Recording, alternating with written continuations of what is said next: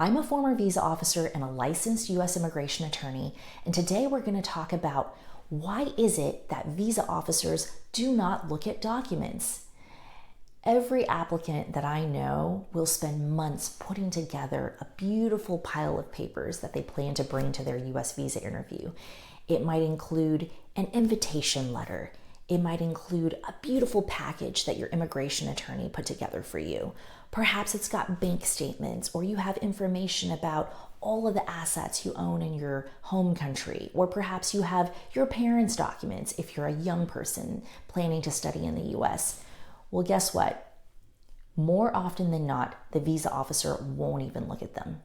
You'll walk up to the window, the visa officer is looking at you, you try to pass this huge stack of documents that you have spent months carefully preparing, and they will just tell you, no documents. Or sometimes they'll say, you know what, I don't want to see documents, I just want to hear it from you what your plans are in the United States.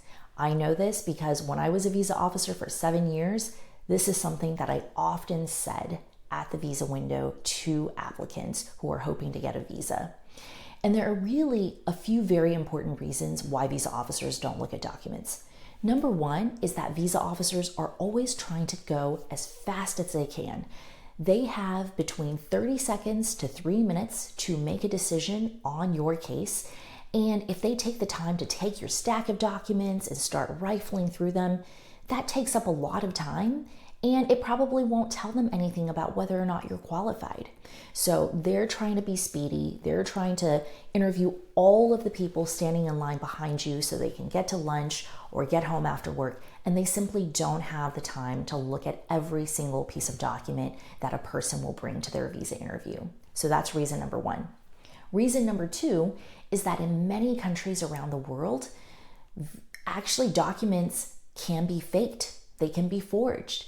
So, you can go to a black market and buy fake bank statements and fake invitation letters. Now, I know that's not you buying those documents, right? Because you'd get in a lot of trouble if that was found out. So, but keep in mind that a lot of people do. They do go and buy fake documents, and visa officers in their careers have seen their fair share of fake documents to know that they can't count on them. Okay, so that's why they don't want to look at documents. They know that maybe, someone just went and bought those documents, that they're not even real or legitimate. And this is another reason why visa officers refuse to look at documents. Now, the last reason is that this is actually a policy around consular sections in embassies and consulates around the world. Consular managers are constantly telling officers, no documents. You do not have time to look at documents. They can be faked. You need to make a decision based on the interview. And so even if an officer were to take your stack of documents and they start looking through everything, if one of their managers walks by at that moment and sees them carefully looking at a document for a long time, that officer can get into a lot of trouble. They could even end up having a meeting later with their manager where the manager is going to tell them, hey, I thought you knew that the policy is no documents, okay? So these are the 3 important reasons why consular officers do not look at documents. And this means that your interview is more important than your documents. So many people I know end up going into their interview hoping that their documents will do the talking for them. Sometimes they'll even start the interview with, hey, you don't even have to talk to me. Here are all my documents. Just take a look and give me my visa. Well, guess what? That is never going to be a successful strategy. The best strategy is focusing on your visa interview. How are you planning to answer the questions? How can you be truthful and authentic and genuine to who you are? And once you know what your answers are going to be, how do you know if those answers are good enough?